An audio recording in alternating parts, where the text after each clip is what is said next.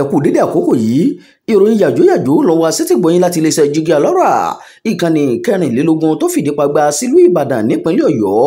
Imam Abdulwaheed ni oníròyìn yìí. Ṣé lóòótọ́ ni ẹgbẹ́ agbébọn tuntun Mahmuda kọlu àwọn agbègbè kan ní Kwara? Iléeṣẹ́ ọlọ́pàá nípínlẹ̀ Kwara ti fèsì sí ìròyìn kan tó gbòde pé ẹgbẹ́ agbébọn kan tí wọ́n pe orúkọ wọn ní Mahmuda ṣèkọlù sí agbègbè kan ní Kwara. Ìròyìn náà ní ìṣẹ̀lẹ̀ náà wáyé ní agbègbè ìjọba ìbílẹ̀ Kayama àti Barutin nípínlẹ̀ Kwara. Iléeṣẹ́ ọlọ́pàá nínú àtẹ̀jáde tí agbẹnusọ wọn SP Adétòun Èjèrè Adéyẹmí buwọ́lù fún àwọn akọ̀ròyìn ní ìwádìí iléeṣẹ́ ọlọ́pàá fi hàn pé irúfẹ́ ìṣẹ̀lẹ̀ bẹ́ẹ̀ kò wáyé ní àwọn ìjọba ìbílẹ̀ náà. Adéyẹmí ní ìròyìn tó ní èèyàn 15 pàdánù ẹ̀mí wọn ló jẹ́ irọ́ tó jìnnà sóòótọ́ tó sì ń ṣì àwọn aráàlú lọ́nà. Bákan náà ni Adéyẹmí ní kò sí nǹkan kan tó ń jẹ́ ẹgbẹ́ agbébọn Mahmuda nípínlẹ̀ Kwara o.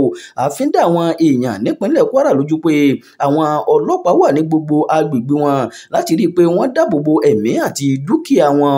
Bákan náà ni à ń rọ àwọn aráàlú àti àwọn iléeṣẹ́ ìgbóhùnsáfẹ́fẹ́ pé kí wọ́n yàgò fún pínpín ìròyìn ẹlẹ́jẹ̀ kiri èyí tó jẹ́ kí àwọn aráàlú máa páyà níbi gbogbo tí wọ́n wà.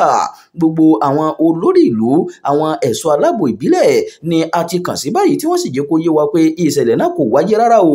Ṣáájú ni iléeṣẹ́ ìròyìn kan gbé jáde pé ẹgbẹ́ agbébọn Mahmuda ṣèkọlù sí àwọn agbègbè kan nípínlẹ̀ Kwara èyí tí èèyàn 15 ṣe pàdánù ẹ̀mí wọn. Èyí kì í ṣe ìgbà àkọ́kọ́ tí iléeṣẹ́ ọlọ́pàá yóò wọ́gi lé ìròyìn láti ọwọ́ iléeṣẹ́ ìròyìn náà. Ìròyìn ń jáde lẹ́yìn tí ìṣẹ̀lẹ̀ tó wáyé nípínlẹ̀ Kogi níbi tí èèyàn 20 mìíràn ti tún di olóògbé nínú ìkọlù tuntun kan eléyìí tó wáyé lágbègbè Lógò àti Gbàgírì níjọba ìbílẹ̀ Ukum ní ìpínlẹ̀ Kogi. Ìkọlù tó wáyé ní nǹkan bíi aago 9 alẹ́ ọjọ́bọ̀ náà ni à ń gbọ́ pé àwọn darandaran ló lọ́wọ́ nídìí rẹ̀. Àtẹ̀jáde tí alukoro ọlọ́pàá ìpínlẹ̀ Benue CSP Anenese Wese Katori buwọ́lù ṣàlàyé pé lásìkò tí ìró ìbọn dún láti lé àwọn agbébọn náà lọ ni àwọn èèyàn bẹ̀rẹ̀ sí ní yìnbọn bó ṣe wù wọ́n.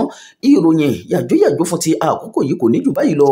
Ẹ má gbàgbé láti subscribe sórí ìkànnì Jígí Alárà ìkànnì 24 tó fìkàlẹ̀ sílùú Ìbàdàn nípínlẹ̀ Ọ̀yọ́. Imam Abdulwaheed ló ti ń jábọ̀ ìròyìn láti ìlú Ìlọrin ìpínlẹ̀ Kwara.